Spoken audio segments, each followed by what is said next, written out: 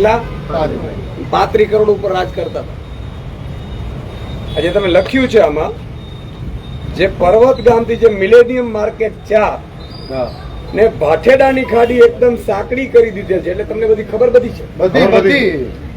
તેના કારણે ખાડી ડ્રેજિંગ કરેલ નથી અને ટેન્ડર બહાર પાડેલું અને તેને કેન્સલ પણ કરી દીધેલ છે. અને મિલેનિયમ માર્કેટ 4 ના બિલ્ડર અને લિંબાયત ઝોનના અધિકારી ખાલી જગ્યાએ મળીને ખાડી સાંકડી કરેલ છે. બરાબર.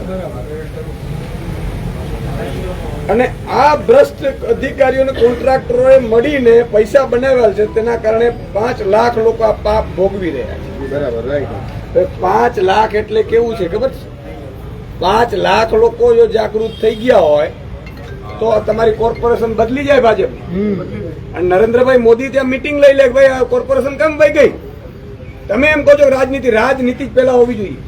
અમને મત સિવાય કોઈને પણ, ન શાસકને કે ન વિપક્ષને, યાદ રાખજો તમને, આ બધા લોકો મતના ભૂખ્યા હોય છે, પણ જયારે ધરવી દેતા હોય એમને મત, હમણાં જ કોઈ વડીલે કીધું કે એમ એસે મત દેते આપણને નથી, સિમ્બોલ થી. આજે હું આપને કહેવા માંગુ છું, સુરતનું બજેટ કેટલું છે ખબર છે? 10,000 કરોડ. 10,000 કરોડનું બજેટ છે. 5 વર્ષમાં 50,000 કરોડ રૂપિયા હતા. અને આ ખાલી સુરતનો, એમાં કોર્પોરેશનનો, એમાં સેન્ટ્રલની ગ્રાન્ટ આવે એ અલગ, સ્ટેટની ગ્રાન્ટ. સ્ટેટનું બજેટ છે 3 લાખ કરોડ 76,000 કરોડ, એટલે 4.5 લાખ કરોડનું બજેટ છે. એ પાછું સુરતમાં ફળવા એ અલગ. સેન્ટ્રલનું બજેટ છે 40 લાખ કરોડ, એમાં દરેક સિટીને ફાળવવાનું હોય. જે મેગા સિટી હોય ને એના માટેના 5-5, 10-10,000 કરોડ રૂપિયા અલગ આવતા. બહેનો તમે ખાસ જોજો, કારણ કે તમને જયારે તમારા સગા સંબંધીઓ ભાજપ પર અમે ચર્ચા કરતા હોય છે, પણ કિશોરદાનભાઈ તમે ગમે એટલું કરો, અમે 5 ઘરે એક પેજ પ્રમુખ મૂકી દીધો, જે 5 ઘરની જવાબદારી લઈ લે. અહીંયા માન લો કે 2 માણસો આપણે એવા નીકળે. મારું કહેવાનું છે કે રાજનીતિ એક બાજુ રાખો, પણ હમણાં જ આ ભાઈએ કીધું, તમે જ કીધું ને કે 2006માં હું જયારે પત્રકાર હતો, અહીંયા આવ્યો હતો, સુરત ડૂબી રહ્યું હતું, ત્યારે આટલા પાણીમાં હું હતો, મારી ગાડી ડૂબી ગઈ હતી. હું મારી 2006માં મારી બોલેરો ગાડી ઉપર ચડીને રિપોર્ટિંગ કરતો હતો. અને ત્યારે આ જગ્યાએ ભાવ હતા સોસાયટીમાં મિલકતના. તમે એક મતની કિંમત, તમારે મિલકતનો 1-1 કરોડ રૂપિયો ઘટી ગયો છે એક માણસનો. હવે 1-1 કરોડ રૂપિયો તમારા ઘર દીઠ લોસ છે. એવા 5 લાખ કે 10 લાખ લોકો હોય અને છતાંય તમે જો બટન દબાવવા જાઓ તો તમે બચાવી કોણ શકશે? કોણ બચાવી શકશે? ચાલો તમે એમ કહો કે હાલો વિપક્ષ આવશે. વિપક્ષ હું તો એમ કહું છું, કાલથી તમારે અહીંયા વિપક્ષ જમવાય નહીં જાય. હાલો અહીંથી તમે 1000 લોકો ભેગા કરો, એમાં હું પોતે ટીંગાટોળી તૈયાર છું. હાલો ઈશુદાન ગઢવી તમારી જોડે ભેગો આવશે, પણ એનાથી માત્ર ઉકેલ નહીં આવે. જે દિવસે મતદાનના દિવસે આ 5 વિડીયો મૂકશે, વિસાવદરની જનતા લાત માર્યા, વિડીયો ન માર્યા. ભાજપના મિત્રો હોય તો મારે વિનંતી છે કે ભાજપ પક્ષ હતું એ જૂનું હતું, હવે નથી. આ હવે એને સત્તા અને ભ્રષ્ટાચાર જોઈએ. તમને ખબર છે અહીંયા સુરત, અમદાવાદ, વડોદરા, રાજકોટ અને ભાવનગર ને જામનગર, આ 6 મહાનગરપાલિકામાંથી ભાજપને 200 કરોડનું ફંડ મળ્યું છે એક વર્ષનું, ચૂંટણી ફંડનું. કેટલું? 200 કરોડ રૂપિયા. તો આ કોન્ટ્રાક્ટરોને માને કે તમારું માને ભાઈ? અંગ્રેજો જયારે આવ્યા હતા ત્યારે આ જ વસ્તુ થતી હતી. આપણા 5 લોકો આગેવાનો છે અંગ્રેજની દલાલી કરતા હતા, અને જયારે દલાલી કરતા હતા એટલે બધા જે લુખાઓ ગુંડાઓ હતા અને પોલીસ મિત્ર તરીકે અંગ્રેજ મૂકી દીધું સોસાયટી. એટલે હું કે આપણે વાત કરી આઝાદીની તક, ના આઝાદી એમ ન મળે. આ અંગ્રેજો છે, ગોરાઓ સારા છે, એના વખાણ કરતા. તમને 5 સોસાયટીમાં ભાજપ પડાને કહે, મારે ભાજપ પડાને મિત્રોને કેવું છે. આજે હું પાટીલ સાહેબને કહેવા માંગુ છું, ચાલો પાટીલ સાહેબના ઘરે. એનો બંગલો કેમ નથી ભાઈ પાણી ભરાતું? ભરાવવું જોઈએ ને. એના બંગલે બહેનો ભરાવવું જોઈએ કે ના ભરાવવું જોઈએ? હર્ષ સંઘવી, ફાંકા પોતરી આપણે કરીએ, ચાલો એમના બંગલે કેમ નથી ભરાતું ભાઈ? કેમ નથી ભરાતું? આજે મારે કેવું છે તમે એક છૂટાઓ 182 વાત કરતા હતા, 161 આવ્યા. કરો છો શું પ્રજાનું? આજે મારા જેવા વ્યક્તિએ, અમે રાજનીતિ છે ને એ અમારી મજબૂરી છે, આવ્યા છીએ, પણ જો રાજનીતિમાંથી નહીં કાઢીશું તો કઈ સત્તા લોકશાહીમાં કોઈ તો આપી નહીં શકે. તો તમારી દ્રષ્ટિએ તમને હજારો કરોડનું તો પર્સનલ નુકસાન છે મિલકતોમાં. તમારી મિલકત કોઈ વેચવા કરશે કોઈ લેતું નહીં હોય. કોણ લે? તમે જવાબદાર કોણ છે? કયો ભાજપ વાળો આપણી પાસે મત માંગવા આવ્યો? 6 મહિના પછી ચૂંટણી છે, તમે 1000-2000 લોકો ભેગા થાવ, રાતોરાત કામ થઈ જશે. હું તો એમ કહું છું મત તમારે જે ઠીક લાગે એને પછી આપો. એનો કામ કરે એ કરી દે તમને તો હું તો એમ કહું છું એને મત આપી દેજો, પણ તમારામાં તાકાત તો હોવી જોઈએ અવાજ ઉઠાવવાની. ક્યાં સુધી ગુલામી કરીશું? હમણાં હું ગયો તો, હમણાં કયો વિસ્તાર હતો આપણે? ગણિયા એમાં ગયા હતા. બિચારા અવલી ખોબલીમાં બેઠા હતા. આમ મેં પૂછ્યું કે તારી તકલીફ છે? બિચારા બોલી નથી શકતા. 2 પોલીસ વાળાને મોકલી દઈએ, 2 અધિકારી. આ તો અંગ્રેજોથી બે જ થયું ભાઈ. તમને હજી બોલવા તો દે છે, બોલવા દે છે ને, ધમકી તો નહીં આપતા હો. એ નાના લોકોને તો બિચારા ધમકી આપે, ખાવાનું નહીં આવે. આ સ્થિતિ થઈ ગઈ સાહેબ, ગુલામી આવી ગઈ, ગુલામી માનસિકતા આવી ગઈ. આ યશસ્વી ફસસ્વી ડિશસ્વીનમાં આપણે જઈએ છીએ ક્યાં? આપણા ઘરનો યશસ્વી ના આવે તો 30 વર્ષથી ટ્રિપલ એન્જિનની સરકાર છે ભાઈ, નથી અહીંયા? ટ્રિપલ નહીં, નકરા એન્જિન જ છે. બધા એન્જિનમાં જ ખોટકાયેલા.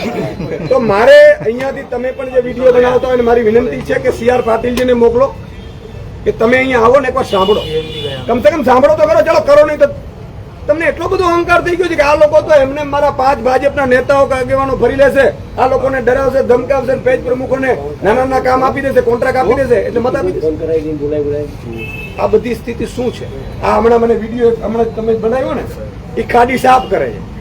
જોયો તમે વિડીયો? આમથી આમ ફેરવે અને આમથી આમ ફેરવે, ગાડી સાફ કાઢી દે. ગયા વર્ષે મહેન્દ્રભાઈ આપણે મીટિંગ કરેલી ને, એ લોકો અમને 6 મહિના પહેલા ઉપચુનાવ થયા છે ઈસ બોર્ડમાં, જીતી ગયા છે. અને જીતી કોણ એમ નહીં, હું એમ કહું છું તમે મને એમને એમ જીતાડજો. નિશુદાન ગઢવી હરામ બરોબર અહીંયા આવે તો ભલે હું સારો માણસ છું, શું કામ આવું ભાઈ? મને એમને એમ ચૂંટાવી દેવાના છો, એમને એમ ચૂંટાવી દેવાનો છો. અને નેતા છે ને, હું નેતા છું એટલા માટે નહીં, હું તો પત્રકાર 14 વર્ષ 16 વર્ષ પત્રકાર તો કર્યું. તમે બધા ઓળખતા હશો મને પત્રકાર તરીકે જ ઓળખી છે. બરાબર છે. હમણાં બન્યા તમે નેતા તો હમણાં બન્યો છે, તો મજબૂરીમાં બનવું પડ્યું છે. આ લોકો લૂંટતા હતા એટલે બનવું પડ્યું. 4 લાખ કરોડ ગુજરાતનું બજેટ, કેન્દ્રની આવે ઈ, અને અમદાવાદનું 14,000 કરોડનું બજેટ, અહીંયા 10,000 કરોડનું બજેટ, અને પેરિસની વાતું કરે અને આપણે ખાડામાં મૂકી દીધા છે ને, એટલા માટે રાજનીતિમાં આવવું પડ્યું. ચાલો ઘર કેટલું ભરશો? હું તો એમ કહું છું પાપ કરાય, ચાલો 2% કરાય યાર. આ લોકોને એ બીક નથી કે અમારા દીકરાઓ સંતાનો નબળા પાકશે, આ બીક નથી. અને છતાંય મને દુઃખ એ વાત નો થાય કે અહીંયા 1000 માણસો ભેગા નથી થતા કે ભાઈ કોઈ જોઈ જશે ભાજપવાળો તો, ભાજપવાળો ફોન કરશે તો, આંખની શરમ આવશે તો. આ મારી માતા બહેનો દીકરીઓ બહાર આવી, હવે તો મર્દ મૂછાડો તો બહાર આવો. સાચું કે નહીં? ક્યાં સુધી ગુલામી કરીશું? અને બોલો તો ખરા, આ કમિશનર નીકળી ના શકે. હું એમ કહું છું CR પાટીલજીને હું નીકળવાના દઉં, તમે 1000-2000 લોકો ભેગા થાવ તો શું વાત કરો છો સાહેબ? 24 કલાકની અંદર અહીંયા નિર્ણય લેવા પડે એમને. પણ જનૂન તો હોવું જોઈએ પ્રજામાં. આપણે આઝાદી એમને નહોતી મળી. 1857માં પહેલો વિપ્લવ થયો હતો આપણો, અને એમાં 5 જણા ફૂટી ગયા હતા પાછા. તમારે જોજો અહીંયા આવશે ને 2 જણાનો ફોન આવશે, અરે યાર ભગાભાઈ તમે ચાલુ થઈ ગયા. પણ હું એમ કહું છું એટલા ફોન કરાવે ભાજપ પર. મારી તો વિનંતી છે, અમે આવશું નહીં ભાઈ, તમે કામ કરી દો ને, અમે તમને અભિનંદન આપીશું. હું અભિનંદન આપતો વિડીયો બનાવીશ કે મારી માતા ગયા વખતે તમે હતા, મીટિંગ થઈ હતી આપડી, પણ આવું જ થયું હતું. તમે કીધું એવું 1800 આંદોલન થયું તમને ખબર છે? 8 જણો લઈ ગયા હતા CR ભાઈને ઓફિસ, પાછા મોકલી દીધા. અહીંયા જ મીટિંગ કરી હતી આપણે. એને પાછા આવી ગયા હતા, કામ થઈ જાય. એક કામ કરો, હવે છેલ્લું એક કામ હું તમને સોંપી દઉં.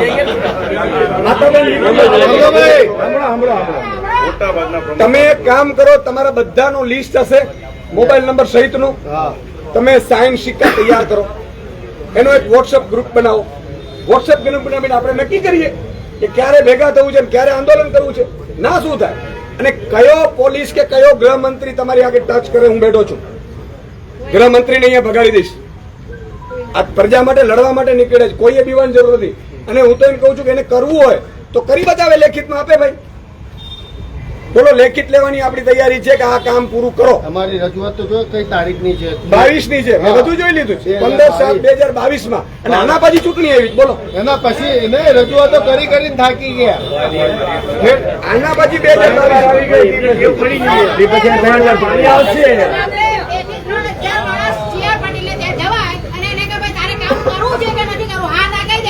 બરાબર છે.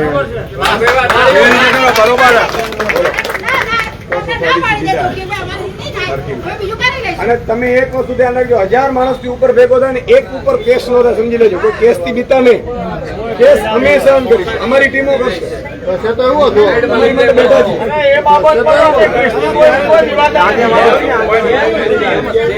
તો જો પહેલી વસ્તુ તો એ થશે કે આજે અમને ખબર પડશે કે સુદામભાઈ આવ્યા છે. આજે એમને ખબર પડશે કે હું આવ્યો છું એટલે એ અધિકારીઓને ખકડાવી કામ તો 5% કરાવશે. અમે આવ્યા તો 5% થશે. બરાબર છે? તમે મેં કીધું એને કે ધર્મેશભાઈ એક ટીમ બનાવી લો, આપણી પાસે અમારી 20-25 લોકોની ટીમ બનાવી લ્યો, વોટ્સઅપ ગ્રુપ બનાવી લ્યો. વોટ્સઅપ ગ્રુપમાં આપણે નક્કી કરી લઈએ, બહેનો પણ નક્કી કરી લે અને બહુ જ શાંતિપૂર્ણ રીતે આપણે એની રજૂઆત કરીશું. એ લોકો કઈ કરશે તો આપણે પછી રસ્તો બીજો આવડે. તૈયાર છો બધા? અમારી ટીમ આમ આદમીની ટીમ તમારી છે. આમ આદમી એટલે શું? આમ લોકોની પાર્ટી. આ કોઈ ઉદ્યોગપતિ બિલ્ડર નથી. આ બિલ્ડર છે ને એટલે પ્રોબ્લેમ છે. એટલે મારી સૌને વિનંતી છે મજબૂતાઈથી એક થાવ અને ગ્રુપ બનાવો. કાલે કે પરમથી મીટિંગ જ રાખી દો ને અહીંયા. હું કામ વોટ્સઅપ ગ્રુપ? કાલે કે પરમથી તમે કહો અમે આવી જાય. ધર્મેશભાઈ ટીમ બનાવો અને મીટિંગ કાલે રાખો. 2-3 થી ભલે મીટિંગ કરવી પડે. હા, શેરીએ શેરીએથી કાઢો મારા બધાને.